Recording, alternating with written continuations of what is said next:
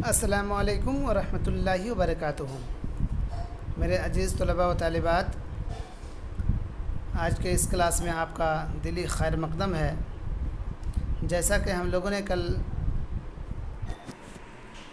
ہمارے ماضی چیپٹر 1 میں پچھلے 1000 سال میں تبدیلیوں کی تلاش، اس چیپٹر میں ہم لوگوں نے 2 نقشے کو دیکھا تھا۔ پہلا نقشہ ہمارے اسکرین میں ہے، وہ یہ ہے کہ ادریسی کے ذریعے الادریسی کے ذریعے بنایا گیا تھا، جو کہ ایک عرب تاجر ہے اور ایک جغرافیہ داں ہے۔ ایک عرب جغرافیہ داں ہے جس کے ذریعے یہ بنایا گیا تھا۔ اور دوسرا نقشہ ہم لوگوں نے دیکھا تھا، یہ جو ہمارے ابھی اسکرین میں ہے، اس نقشے کو ہم لوگوں نے دیکھا تھا۔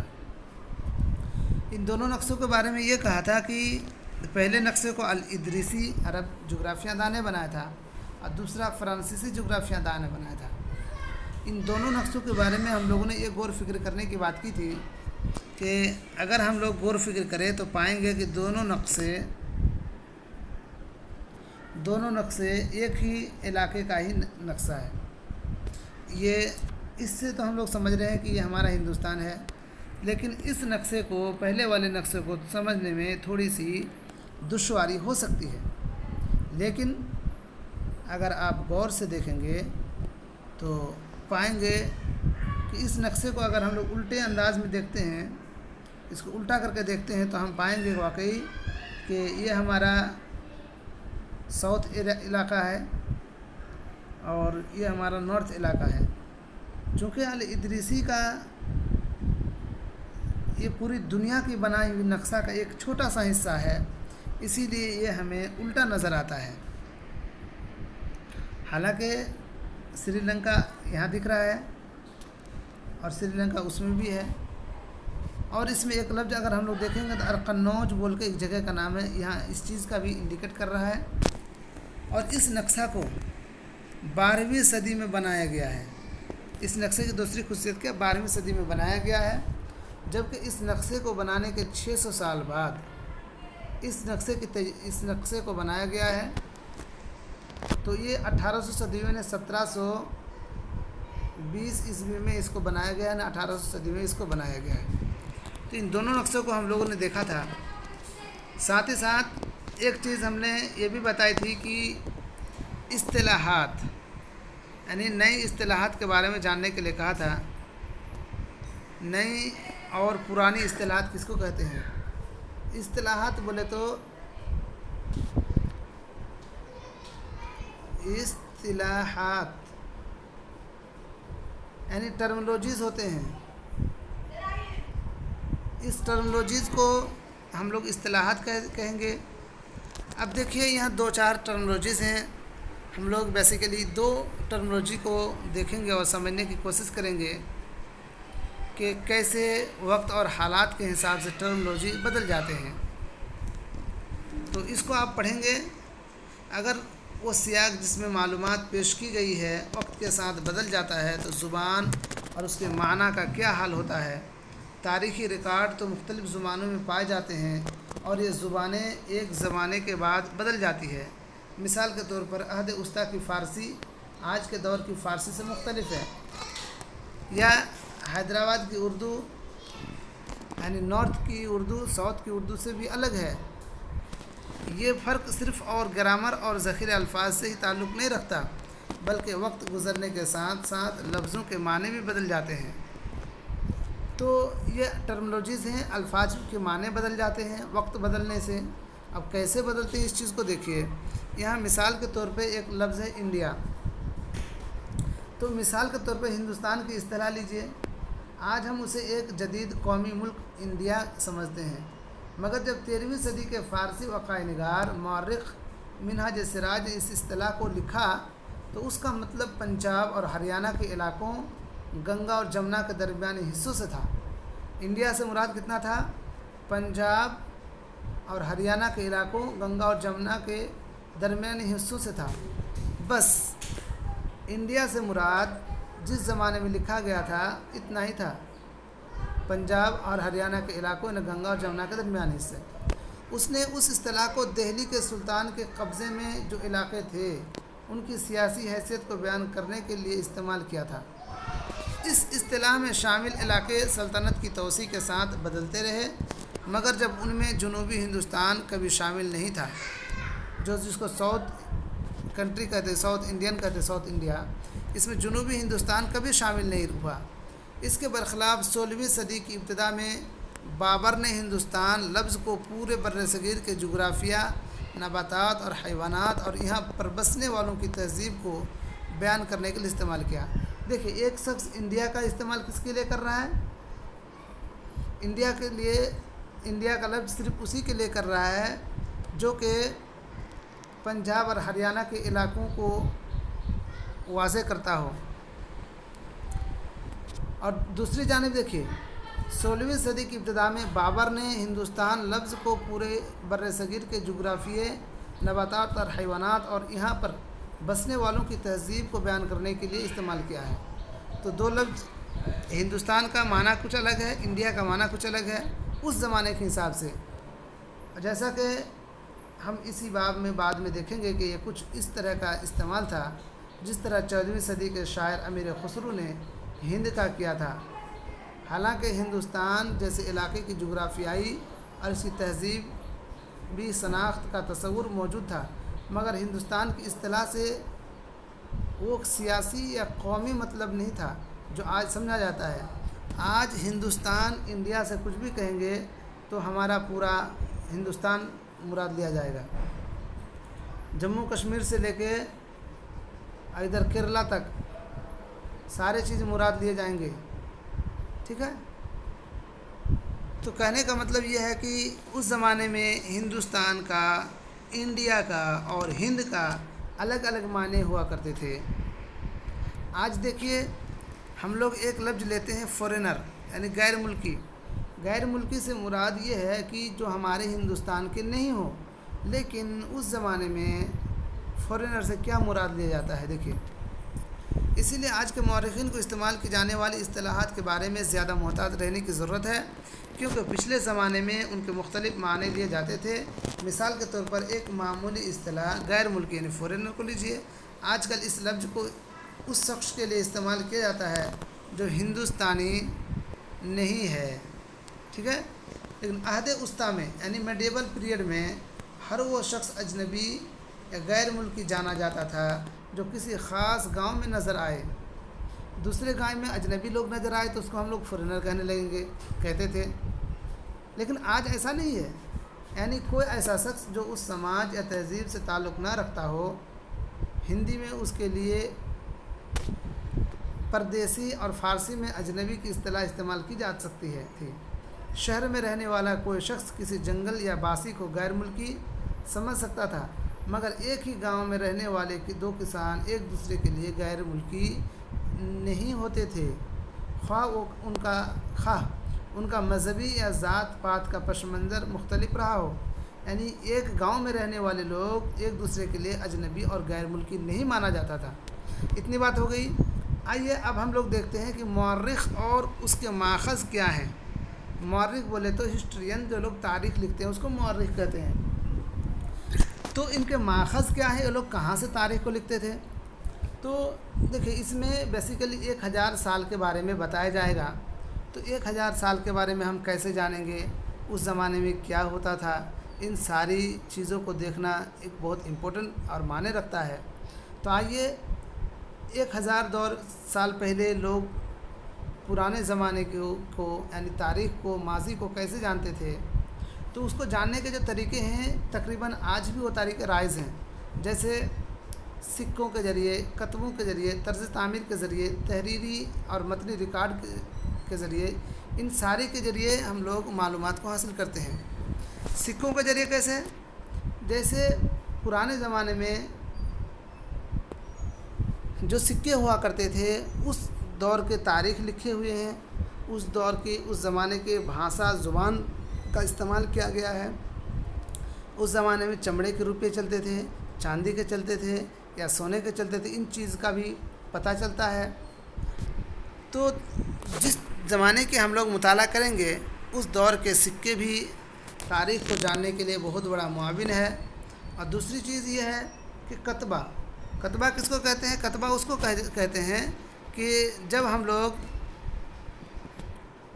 لوگ کسی میت کو دفن کرتے ہیں تو قبر میں ایک تختی لٹکاتے ہیں کہ یہ فلاں بن فلاں اتنا تاریخ کو انتقال کیے، فلاں انتقال کیے، کس وجہ سے انتقال کیے، تو اس کے بارے میں ہم لوگ تھوڑا شارٹ بایوگرافی لکھتے ہیں۔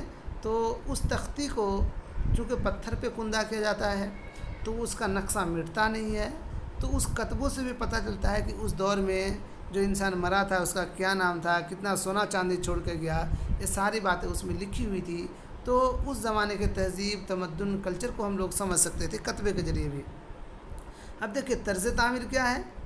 طرز تعمیر اصل میں ہے کہ اس زمانے کے اسٹرکچر، یعنی 1000 سال کی 700 صدی سے لے کے 1750 صدی تک اس زمانے کے لوگ کس طرح اپنے گھر بناتے تھے، کس گھروں میں رہتے تھے، گھر بنانے کا اسٹرکچر کیا ہوتا تھا، یہ ساری معلومات بھی اس طرز تعمیر کی وجہ سے ہم لوگ جان سکتے ہیں۔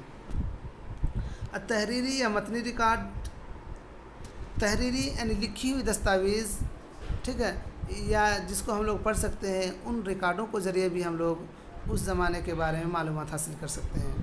تو یہ ساری چیزیں اس دور میں پائے جاتے تھے، لکھے جاتے تھے۔ آج اگر ہم دیکھیں گے تو آہستہ آہستہ اس میں کچھ تبدیلیاں آنی شروع ہو گئی ہے، کیونکہ کاغذ سستا ہو گئے، جس کی بنیاد پہ لوگ آسانی سے کاغذ میں لکھنے لگے۔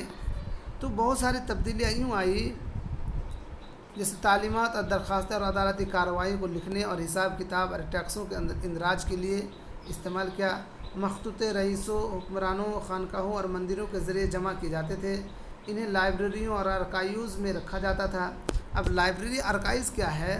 ارکائیز وہ جگہ ہے یا دستاویزیں اور مخطوطے رکھے جاتے ہیں، اس جگہ کو کہتے ہیں جہاں دستاویزیں اور مخطوطے رکھے جاتے ہیں۔ آج مرکزی اور ریاستی حکومت کے ارکائیز ہیں، جہاں یہ اپنے پرانے دفتری ریکارڈ اور لین دین کے کاغذات رکھی جاتی ہیں۔ یہ ساری باتیں بہت اچھی چیز ہے، اس میں رکھے جاتے ہیں۔ تو اس زمانے میں چھاپا خانہ نہیں تھا، اس لیے کاتب ہاتھ سے مسودوں کو نقل کرتے تھے۔ یہ بہت بڑی امپورٹنٹ بات کہی جا رہی ہے کہ اس زمانے میں چھاپا خانہ نہیں تھا، لوگ ہاتھ سے مسودے تیار کیا کرتے تھے۔ اب آپ سمجھ سکتے ہیں کہ جب دوسرے دوست کی، دوسرے فرینڈس کی ہم کاپی دیکھ کے لکھتے ہیں تو ان کی ہاتھ کی لکھی ہوئی تحریر ہم صحیح سے نہیں پڑھ پاتے ہیں، تب ہم آئیڈیا لگاتے ہیں، ایک تخمینہ لگاتے ہیں کہ یہ کیا لکھا ہوگا، اور جس طرح اس کی کاپی میں لکھی ہوتی ہے ہم اپنے کاپی میں بھی اس کو اسی طرح لکھ دیتے ہیں، حالانکہ یہ کیا ہے اس چیز کو ہم نہیں سمجھتے ہیں۔ تو اسی طرح پرانے زمانے میں چونکہ جو لوگ کاتب لوگ ہوتے تھے یہ لوگ لکھا کرتے تھے، تو پرنٹر مشین نہیں تھا، چھاپا خانہ نہیں تھا، تو ہر چیز کو اپنے ہاتھ سے ہی نقل کرنا ہوتا تھا۔ تو اس زمانے میں نقل کرنے کی وجہ سے بہت ساری تحریروں میں بھی فرق آ جایا کرتا تھا۔ ایک شخص خود کی تحریر جب دوسری ایک نوٹ بک تیار کرتا تھا، دوسرا دستاویز تیار کرتا تھا، تو پہلے کے بالمقابل دوسرے میں فرق آ جاتا تھا، یہ کامن چیز ہے۔ تو یہ ساری باتیں آپ اتنا میں پڑھیں گے۔ اب آگے دیکھیے، اس کا مین اگزامپل یہاں آپ دیکھ سکتے ہیں کہ ایک ہی چیز الگ الگ وقت میں لکھنے کی وجہ سے اس کا انداز بدل گیا ہے۔ ایسا دکھ رہا ہے کہ شاید کہ سب الگ الگ الفاظ ہوں، لیکن ایسا نہیں ہے، سب ایک ہی ہے۔ تو الگ الگ لکھنے کی وجہ سے سب کی جو طرز تحریر، انداز تحریر ہوتی ہے، سب الگ الگ ہوتے ہیں، مختلف ہوتے ہیں، اور یہ کافی اہم مسئلہ ہے، کیونکہ آج ہمیں مصنف کے ہاتھ کا لکھا ہوا اصل مسودہ مشکل سے ہی ملتا ہے، تو ہم لوگ بڑی مشکل سے اس کو حاصل کرتے ہیں اور ان کتبوں کو پڑھتے ہیں، نقل کرتے ہیں، اور انہی پہ ہم لوگ انحصار رہتے ہیں۔ نتیجہ کیا ہوتا ہے کہ مورخوں کو ایک ہی متن کی مختلف نقلوں کو پڑھنا پڑتا ہے تاکہ یہ اندازہ لگا سکے کہ مصنف نے کیا لکھا ہوگا۔ کبھی کبھی خود مصنف اپنے ہی لکھے واقعات کو مختلف وقتوں میں دہراتے ہیں، جیسے ضیاء الدین برری صاحب نے 1356 میں ایک واقعہ لکھا، پھر 2 سال بعد دوسرا لکھا، دونوں ایک دوسرے سے مختلف ہیں، مگر مورخوں کو اس کے پہلے روپ کا 1960 کے دہے تک پتہ ہی نہیں تھا۔ یہ لائبریری میں جمع کتابوں کے ایک بہت بڑی ذخیرے میں لاپتہ رہا، بعد میں پھر معلوم چلا۔ تو اس طرح ایک مورخ کو پرانے زمانے کی معلومات حاصل کرنے کے لیے جو کاتبوں کی نقل پڑھنی پڑتی تھی، مسودہ کو پڑھنا پڑتا تھا، تو ایک ہی چیز کو جاننے کے لیے 4 مسودوں کو نقل کو پڑھنا پڑتا تھا، تاکہ بات کو اچھی طرح سمجھ سکے کہ اصل میں لکھا کیا گیا ہے۔ تو ہمارے پاس جو تاریخ ہے یہ بہت آسان سے ہمارے پاس ہاتھ لگی ہے، حالانکہ اس کو تیار کرنے میں بہت دقتیں اور پریشانیوں کا سامنا کرنا پڑا ہے۔ تو آئیے دیکھتے ہیں کہ نئے سماجی اور سیاسی گروہ کیا ہے۔ تو اس زمانے میں نئے سماجی اور سیاسی گروہ کیسے تیار ہوتے ہیں؟ 700 سے 1750 تک، ٹھیک ہے، دوران 1000 سال کا مطالعہ مورخوں کے لیے ایک بہت زبردست چیلنج ہے۔ ظاہر سی بات ہے، اتنی دقتوں پریشانیوں کا سامنا کرنا پڑا ہے۔ چھاپا خانہ نہیں تھا، کتبے جو تھے تو کندہ پڑ گئے تھے، اس کو صاف کرنا، کتابیں جو تھی تو ہاتھ کی لکھی ہوئی تھی، ایک ہی شخص کی لکھی ہوئی تحریر 3-4 کاپیاں ہیں تو 3-4 طرح کی لکھی ہوئی ہے، اس کو سمجھنا پڑتا تھا، پڑھنا پڑتا، بہت دقتوں کا سامنا کرتا تھا۔ آج ہمارے پاس جو کتاب ہے، یہاں جو الفاظ لکھے ہوئے ہیں، سیم الفاظ ہزاروں لاکھوں کتابوں میں جو اسی کا پرنٹنگ ہے، اسی میں لکھا مل جائے گا۔ حالانکہ پرانے زمانے کی جو مسودہ ہوا کرتا تھا اس میں اس طرح کا کوئی فیسلٹی اور کوئی سہولیات فراہم نہیں تھا۔ تو اس زمانے میں الگ الگ موقعوں پر نئی نئی ٹیکنالوجیاں وجود میں آئیں، جیسے زراعت میں رہٹ آ گیا، رہٹ کے ذریعے لوگ پانی دینے لگے، بننے کے لیے چرخہ اور لڑائی میں بارودی ہتھیار، یہ سب لوگ ایجاد کرنے لگے۔ تو بر صغیر میں نئے کھانے اور مشروبات، پینے کی چیزیں جیسے آلو، مکئی، مرچیں، چائے، کافی وغیرہ وجود میں آنے لگی۔ اس 1000 سال کے دور کی بات ہو رہی ہے۔ یہ بھی یاد رکھے کہ یہ تمام ایجادات، نئی ٹیکنالوجیاں اور فصلیں لوگوں کے ساتھ داخل ہوئی، جو اپنے ساتھ اپنے دوسرے خیالات کو بھی لائے۔ اس کے نتیجے میں یہ زمانہ معاشی، سیاسی، سماجی اور تہذیبی تبدیلیوں کا بھی تھا، ٹھیک ہے۔ تو مختلف چیزیں جو اس دور میں آئی، تو اس لیے کہا جا سکتا ہے کہ وہ جو 1000 سال کا جو زمانہ ہے، یہ معاشی، سیاسی، سماجی اور تہذیبی تبدیلیوں کا دور تھا، ٹھیک ہے۔